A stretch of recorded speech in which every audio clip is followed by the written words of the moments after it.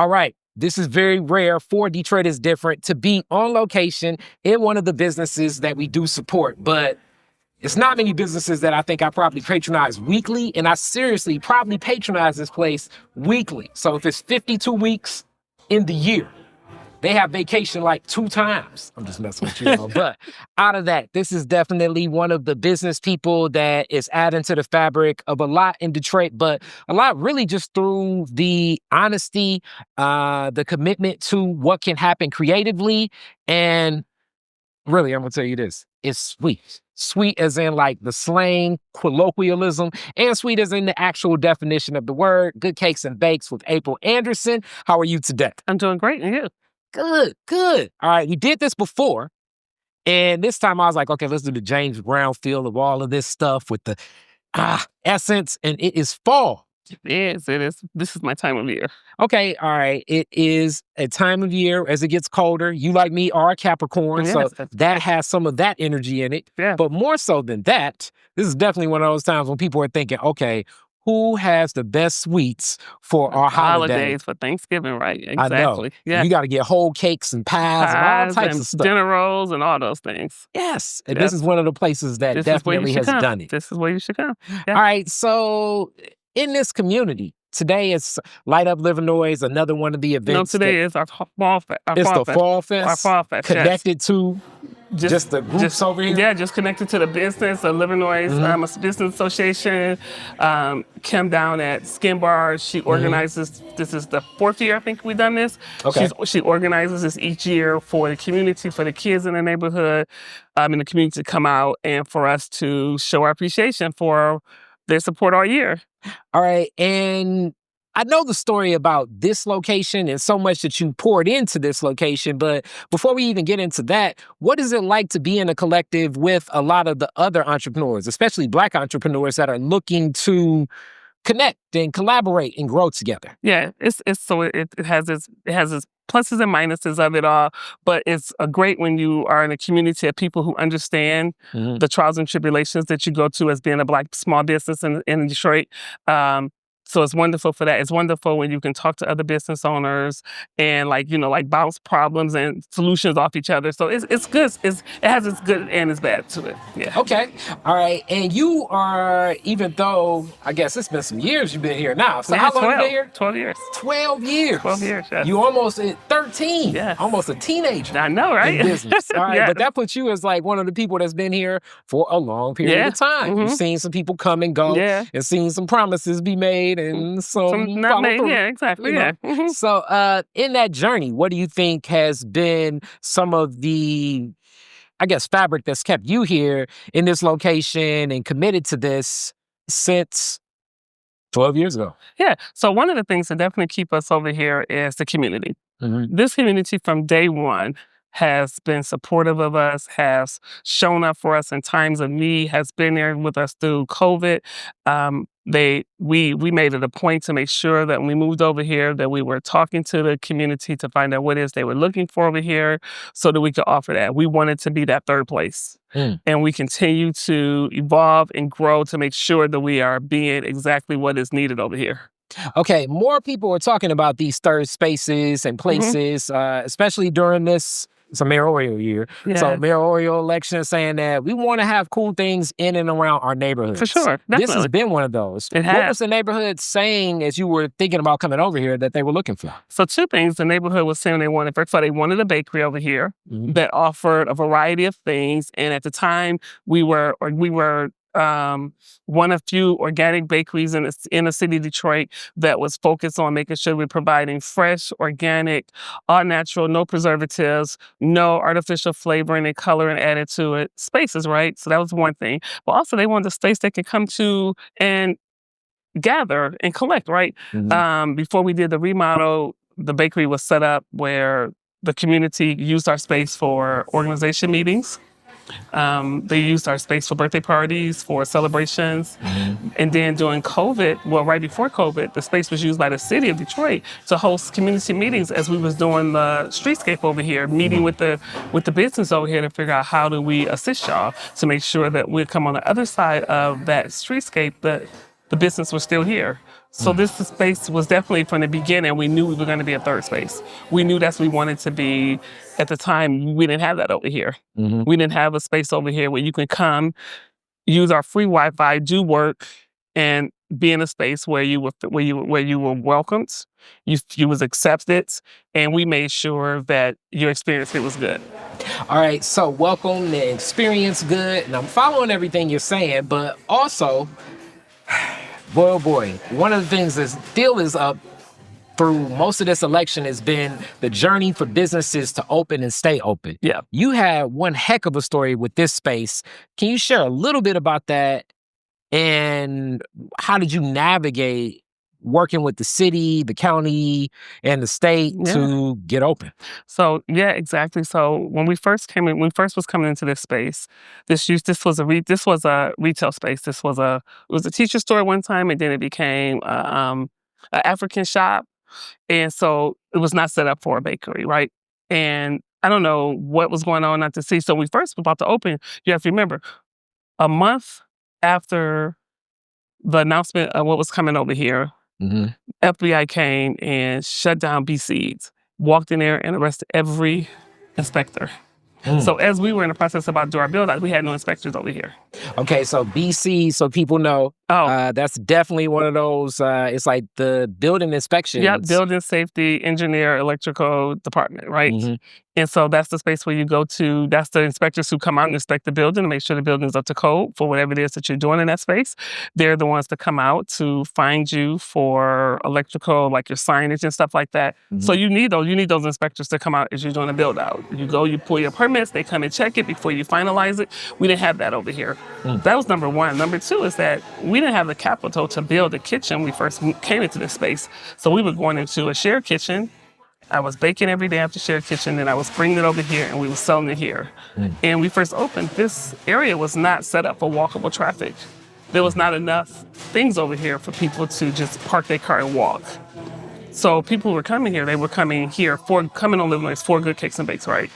And so getting people to come over here was a challenge because people were set up to patronize the 7.2 miles of Detroit that had got millions and millions of dollars of renovation and investment into it, which was downtown, midtown, Courtown, right? And so this area wasn't until 2016 when Cuzzo's opened that it became a little bit more walkable over here. Cuzzo's opened and it brought a different demographic over here.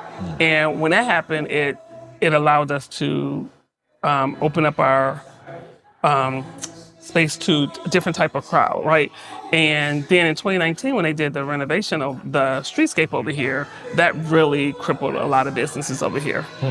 And us being one of those businesses, it was challenging because people couldn't park over here. And then sometimes they couldn't even walk over here because the sidewalk was being done. And so the city, I don't think they understood the magnitude of what they were about to do over here. And so once they realized that, this can be crippling and how it's gonna look, that y'all came over here to revitalize the streetscape over here, and then the businesses over here closing, and what that means is this area is the largest African-American owned building and business in the United States. And at the rate they were going, over 50% of the business over here would have closed down. And so they used our space. They came in here. They gave money for advertisement. They gave out low interest loans to the business over here who wanted it. They tried to fix the mess that they had started. Okay, so when you talk about that, just navigating and just walking in, the relationship with the city and a lot of just the government, it's always up and down. I think for any business owner, not just Black business owners, but with Black business owners, everything's different. Yeah, exactly. How was it as the city said, okay, now we're thinking about helping you all? How do you navigate who to work with politically when you're staying in business? So we try and be a neutral party, right? Until it affects us. And I will say that when Mayor Duggan came into office, he knew the problems that Black business was having. And when I say that, I mean, there was a lot of investments coming into Detroit in 2013, 2014. And when those funds was coming into the city, businesses like mine wasn't getting those fundings. It was going to new white businesses that was coming into the city, and more so because they had the resources to have a person to go and find those resources. Well, usually when you're a Black business, you working inside your business, so you don't have the time to go to these different events and workshops that they have and where they telling you about the funding. By the time we hear about the funding, they ain't got no funding left, right? They ain't got nothing left. So he knew of that, the plight of that, and he brought together 30 to 40 Black businesses and asked us, what is that you need? What is it I can do? And one of the things that we needed over here was we needed to be able to get licensed in this space. And we was having the hardest time. We had been open for 15 months and we could not get licensed in here because this area was not zoned for what we wanted to do. They kept telling us that we had to be licensed as a carry-out restaurant because we had a hot water tower. Yeah. And to do that, it required us to have a hood in here, required us to have a grease trap, the things that we was not going to use. And I didn't have the money to waste it on that just to be able to get open. Told the mayor about that, and he opened up the zoning over here. Wow. Within 30 days, he opened up the zoning, and we were able to get licensed. And we were able to start building our space out so we can bake here. So just listening to listening to what we were saying and going and getting the work done. He's done that over and over throughout his term here. City council members throughout their term have talked to us. Mary Sheffield, one of those people who, this ain't even her area, but she would tell her problems, she was working on it. Scott Benson told him problems, this ain't his area, but they both support the bakery, they both come here, told him about some of the pains that we were having, and they took it to the table to fix it. So when it comes to that, I will speak loud, very loud and proud when politicians are doing what they say they're going to do, outside of what they're saying while they're on the campaign trail. Okay. Action speaks louder to me than your words. And being that in that journey and navigating that, you talked about working. It's that phrase. What is it? Are you working on your business or working in your business? And I've done both. And it's definitely one of those things where, depending upon where you're at and how, here's another business term, scaling it up. Yeah. And what capacity you have. Yep. That working on your business is basically working the plan and it moving and everything you see, and working in your business is sometimes you're opening, closing, running so much that you don't even necessarily have time to think about what's next. Exactly. You don't have time to think about what's next. Because right now, what you're trying to do, you're just trying to stay open that day. Yeah. And some people that when they open a business, that's exactly what they want to do. They open a business because of the love that they have for that creative skill or whatever. They want to do that. And that's okay. It's nothing wrong if a person opens a business and want to work in a business. But if your goal is not to be a lifestyle business, then you got to figure out how you're going to work on your business. And the best way to do that is making sure that you put people in place that can help you run the business so you can work on the business. Okay. And we're going to come back to that because we've had definitely discussions over time about how to pick the right people. And I kind of look at it like when I was in music, never surfed, but the whole concept of it is you catch that wave and you ride it. Yeah. Sometimes the wave can ride for 5 years. Maybe that wave lasts for 6 months. Yeah. But it's hard because we're dealing with any type of relationship. The goals and the vision of what I see as success versus the goals and the vision of what others see as success is completely different. Even walking in today, if people know Michelle, definitely one of the people, your partner, people hands down. I saw her wiping off some of the walls. And I was like, boy, you can tell an owner when you see an owner. Exactly, because things like that are just what owners pay attention to. Some of the most minute details for a person that's just working. Exactly. They're not paying attention to that. They don't see that. But being an owner, you see all those things. Yes. Yeah. And you're thinking like, oh man, I got to do this. I got to do that. Yeah. And finding that teammate that will have that understanding, work and the arm's length transaction meets up in the middle where we trust each other and we kind of Yeah. know each other. Mhm. And that's where I say like the waves. And sometimes Yeah.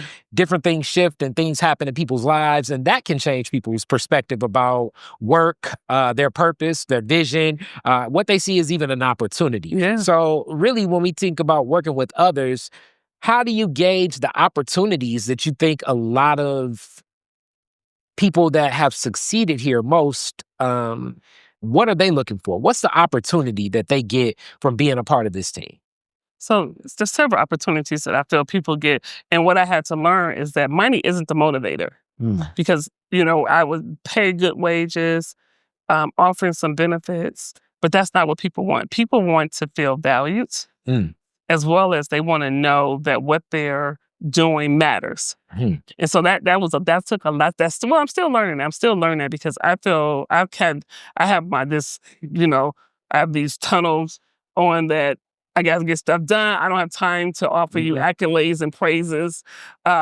I pay you. I feel like that shows my mhm, appreciation, right? But that's not what people want. So making sure that you listen to value people's opinions, mm, take in consideration their opinions, but also be understanding to stuff that's going on in people's lives. mm. Those are all things that I'm still working on. Let's be I, clear. Yes. I think that is possibly more of, they may say, the cross to bear as Capricorns, period. Because at times, even I was at a conference not long ago, and somebody was presenting to me the idea of what they have for their podcast, and they were presenting new ideas to me, and she was looking, I think, for a little bit more edification. And I'm not against that, but my presence of mind when I'm working through things is not necessarily, I guess, pouring in and uplifting. Not saying I'm Yes. against it, but it's like I have to be in that zone of like, okay, here we go. Like I say, I come here almost every week, and then it's like, yeah, this is good. I expect it to be good, and it's rare when I say, yo, this is something new, dynamic. You were right. I tried it. I liked it, but that still may take 2 or 3 Yeah, weeks in exactly. Yeah, understanding of exactly. like where people are at in flow and Hmm. what that focus is. But for everyone else, if you know a Capricorn, no, it's a lot of love there, but a lot of stuff still processing in the Exactly. Capricorn And it ain't mind. coming out like that. You're gonna get this Mhm. stoic face. And, Yes. and it's gonna be like, oh, it's not wrong, nothing wrong. I'm just thinking about it. I'm thinking about what you Hmm. said. I gotta work it out in my mind to figure out, Hmm. like, before I can give you information, I need to be able to know. You're giving me something that I don't know, and I'm a person, it's black and white. It ain't no gray area, it's black and white. Either it's working or it ain't gonna work, and I'm gonna tell you. Hmm. Yeah. And also like associations. Like my Hmm. mind is always associating, okay, what is this? What is that? How does that connect? But then you step back and it's like, all right, now Okay. let's put the creativity. There you go, yeah. And the creativity of this space is so dynamic. Even as I'm looking at all the mix of products that you have and then the products that you bring on, Hmm. things are so intentional and Yeah. thought out, Yes, but everything. also the creativity of it. What are you creatively, like, what are you doing to inspire yourself to say, okay, I want to try this, I want to try that? I know a couple different things that you do, but now I want you to share with the people. So several things that I love trying new baked goods, right? Coming up with new ideas. We do a lot of traveling, and we Hmm. go to bakeries out of state just to see what's new, trending. Hmm. And even though we're not one of those trendy bakeries where we try every trend, I'll try it if it's relates to me. Mm. Like, right, um, like that Dubai chocolate thing was going around, and I was like so like wanted to do it. Still Mm. might do something with it, but Mhm. I couldn't figure out how to bring that into what we do. Like, Mm. that's not part of I stand on my Southern roots. I stand on that, and how do I incorporate that into that? Mm. And I haven't got that yet, so Mm. that's why we don't have it yet. I'm not about to just bring something just because that's what's on Instagram. It has to connect with me and has to connect with our story. Hmm. And when you talk about your story on Instagram right now, it's a whole lot more content that Woo. adds personality. So many people are like, "Oh, I didn't even know April that cool." I'm like, "April mad cool." You know what I'm Yeah. saying? So that's Chrissy doing. She's like, you got to.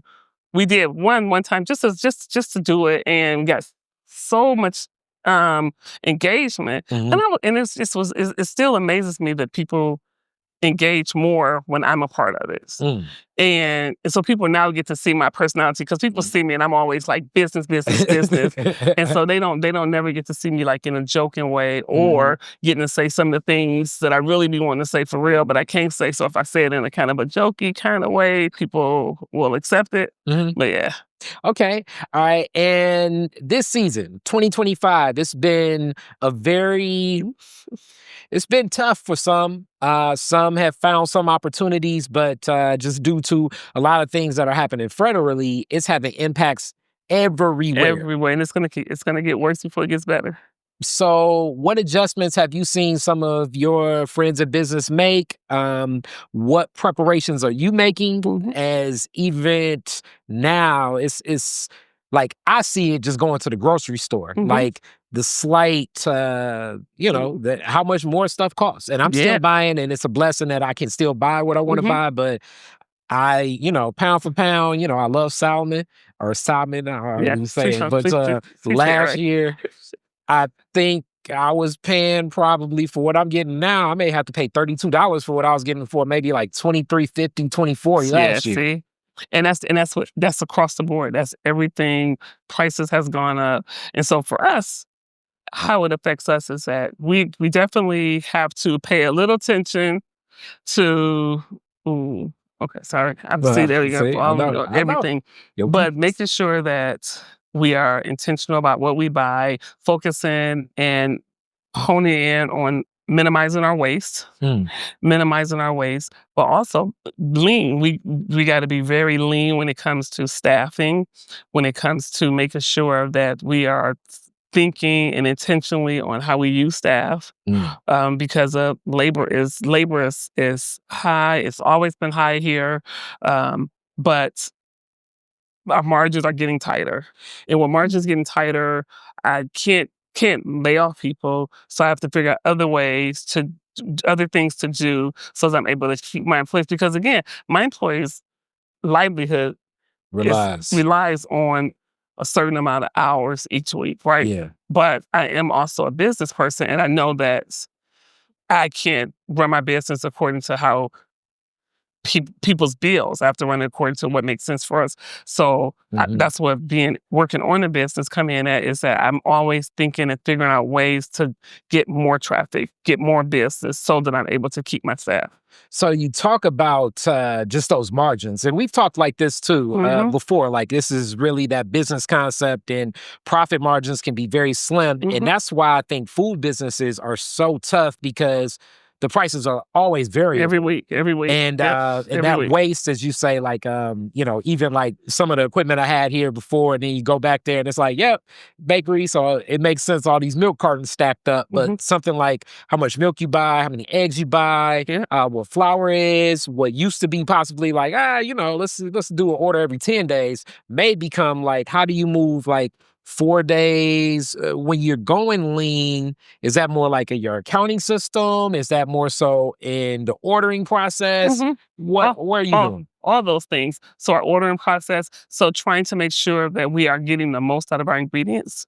So not making things where we got to have 20 different ingredients to make different stuff, right? So trying to get, for example, making as many things as we can with like lemon, many things we can make with lemon, so that we're able to minimize our supplies that we have to have in the bakery, right? Making sure that we are, again, hone in on our standardized recipes so that people are making the products and they're not messing them up. That's a real big thing in food, is waste, and not waste as far as throwing away stuff, waste of people making errors in preparing stuff. Yeah. So paying attention to that, but more so just paying attention to the ingredients that we use inside the bakery. That's when I say, like, trying new stuff is, right now it's not the time for us to be trying new ingredients and stuff, because stuff is very expensive. Yeah. And you can't take the gamble on like, okay, let's try something like, let's try the spice cake that I got in New Orleans. Right, or something. exactly, right. And it's like, if you don't really nail it, you don't have, 2 days worth of labor to do. Exactly. So you got to think about the ingredients that you're doing, labor, and all of those things. Yeah. Okay. And with that though, as this is, as you say, like the fall season and what you plan, you've built different systems where you do sell more of the cakes, sell like, it's a different feel in and around that Thanksgiving and holiday time. How have you prepared your customers for the shifts that happen in holiday time so they're more understanding of what to get from Good Cakes and Bakes? So two things is that so understanding, like letting them know like how do they place their orders. Like we do pre-ordering, real big on pre-ordering, and then also like the day before we allow people to come in and buy. For those who are just stubborn and don't want to pre-order, Hilarious. it's crazy, but they do it. And so making sure we have stuff for that. But it works better for us when people pre-order. So we again working on that waste. So focusing on making sure that our staff is telling our customers when they come in to pre-order, making sure that on social media newsletters that we're talking about pre-ordering so people know. More so because we want to make sure everybody's able to get what they want for the holidays. Because when you come in, we have limited things when you come in on the last day. And we don't want nobody to be disappointed. So making sure we're doing that. But also we are listening to our customers, because last year customers like, oh, I wish I could just buy a couple slices because it's just me and my spouse or me and my son or whatever. And so previous years it was like, nope, that's not an option. It's only whole cakes. That's all we offering. And so now this year we will offer individual for those who don't have a big family, who don't need a whole cake or something like that. We'll have some slices and we'll have some half-pound cakes and half pies and stuff like that. So just listen to our customers, to listen to what they are asking for and seeing how we can incorporate that. Okay. And another beautiful thing that I love here is the family aspect and the dynamic that exists. Your mom is like probably one of the coolest people to always work here and put in that time, but also has grown to appreciate it. But it's even more family dynamics because it's like little ones here and everything. Now, what have you seen in sharing in business with family? Because sometimes people feel as though like family and business don't mix, which I always think is not the truth. It's the truth, sir. Please share what that has been for you. So it has its ups and downs. My mother definitely has been here from the beginning. She is super supportive. She come in here, ache through pains or whatever, right? So, but that's that mother's love, right? But then you have I have had other family members who work here who felt like they was doing me a favor, even though they were getting paid. They felt like they were doing me a favor. They would call in, oh, I'm going out. Or, we having this family event, but you didn't request that day off. So, taking advantage of that. So you have that. You have the family members who come here and want to use the bakery as their grocery store. Like, oh, I'm going on my friends. I'm coming up there to get cupcakes and cookies. Yeah, that's not how that works. So it's a plus and minus. I have been totally blessed to have my mother, my niece who's been working with us since she was 8 years old. She took a stint away when she turned 16. She's like, I need to go work with some young people. I work with a bunch of old people at the bakery. But she came back. And so that's why you see my beautiful nephew who's here when you come up here sometime. I love when he's here with us. But so it has its pluses and minuses. I have just been blessed to work with family and have that family support who want me to succeed, who want me to win, and I'm going to do whatever I need to do to make sure that happens.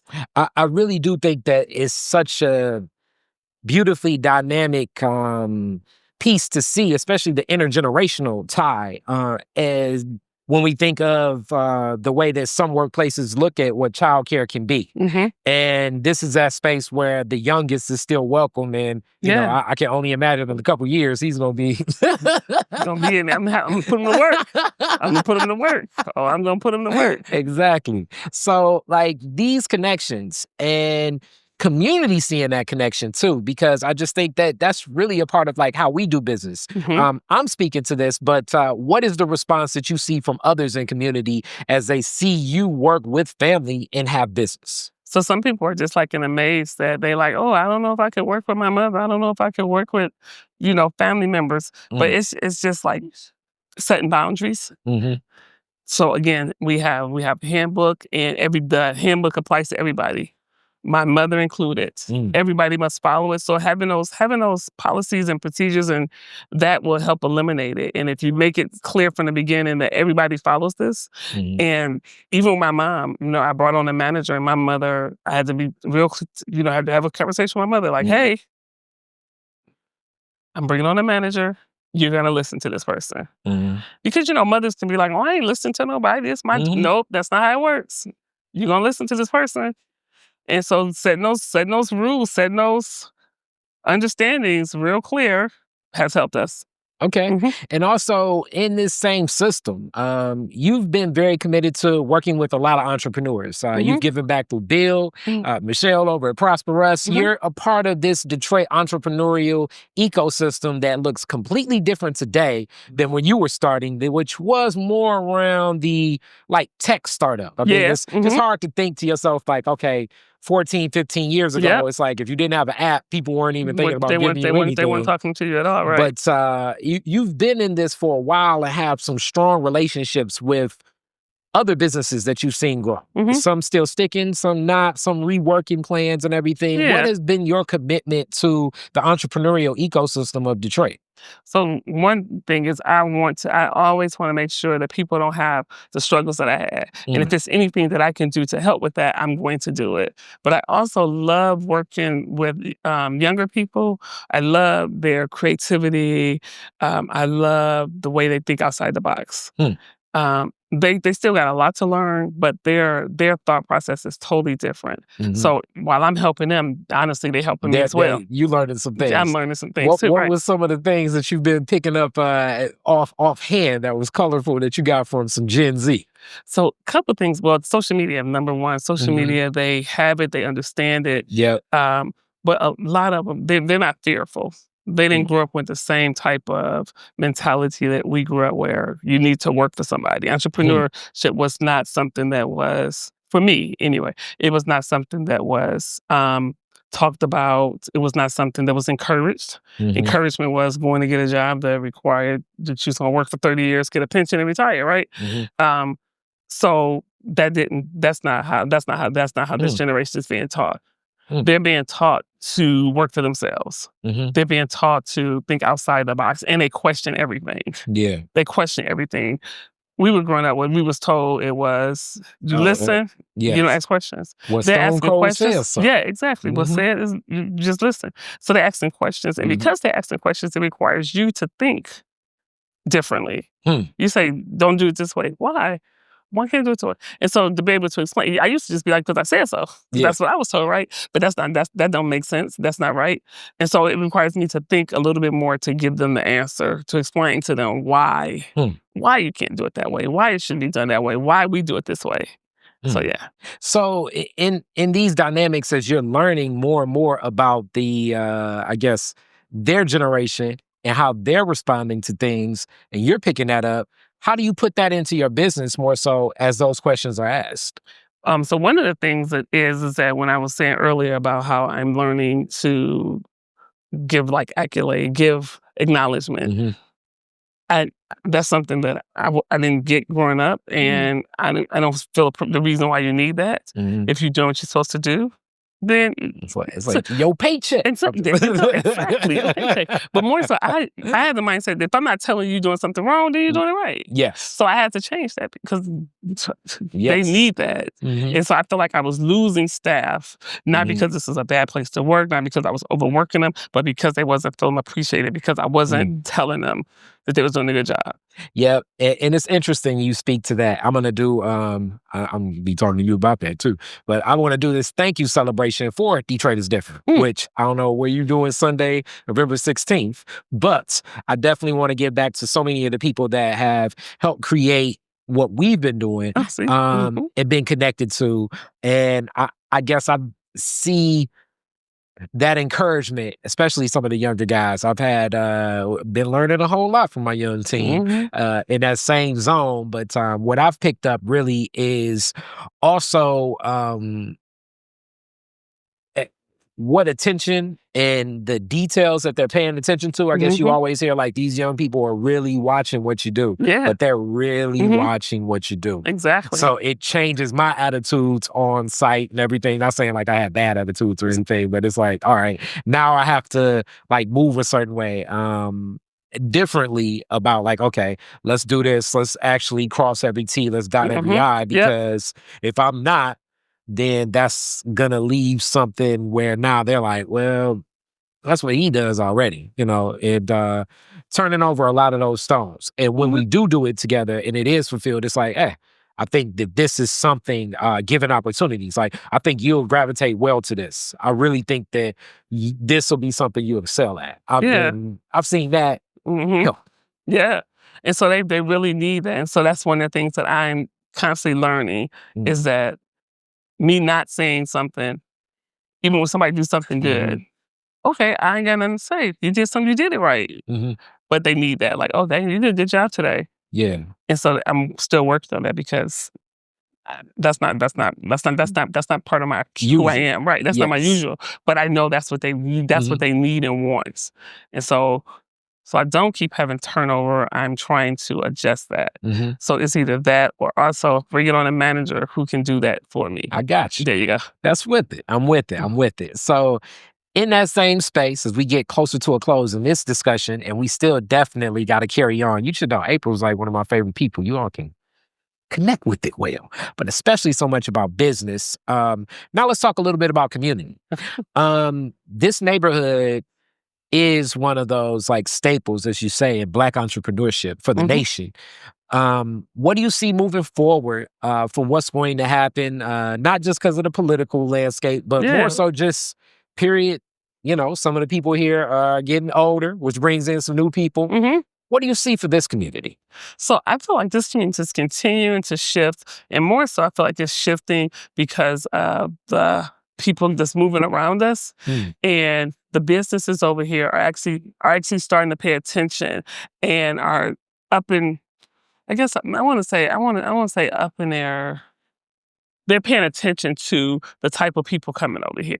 Because before, when we first opened over here, a lot of the business that were here before we came, they were so used to just being inside their business, like not participating in community activations over here because they was just like so used to doing what they were doing. But I guess they're seeing that by participating, I'm getting opportunity to get new clients, getting opportunities to get new customers. They are coming like to meetings, they're coming out and they're participating a little bit better. So I feel like the more that happens, the more people will come over here. Because right now, sometimes it feels like I'm on my own island.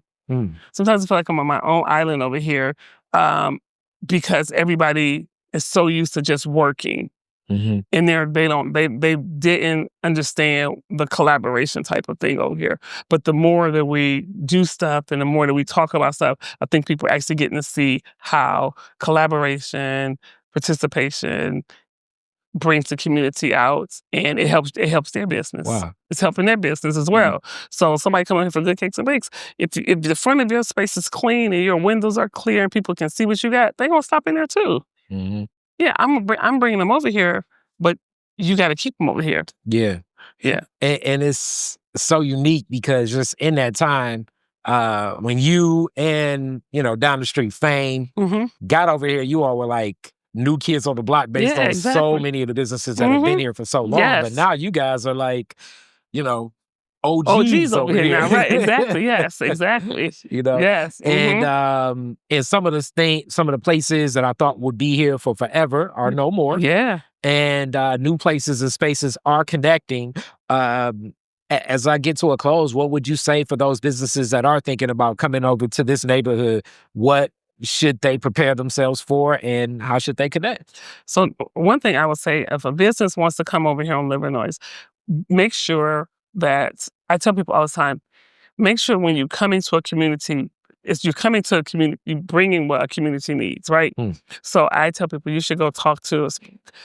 These associations over here are very active. They host meetings. The residents over here listen to their community leader. So go to the meetings, set up a survey.